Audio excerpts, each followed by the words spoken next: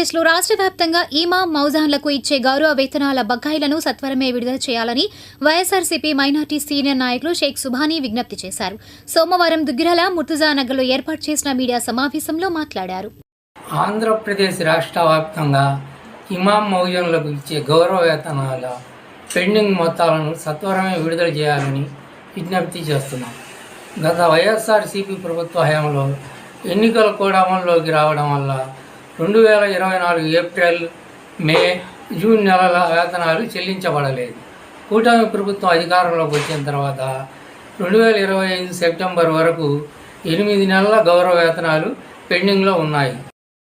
గౌరవ వేతనాలు అందించడంలో ఎన్నడూ లేని విధంగా 2025 సెప్టెంబర్ 1 నాటికి మొత్తం 11 నెలలు పెండింగ్లో ఉన్నాయి. దీనివల్ల ఇమాం మౌజన్లు తీవ్రమైన ఆర్థిక ఇబ్బందులు ఎదుర్కొంటున్నారు.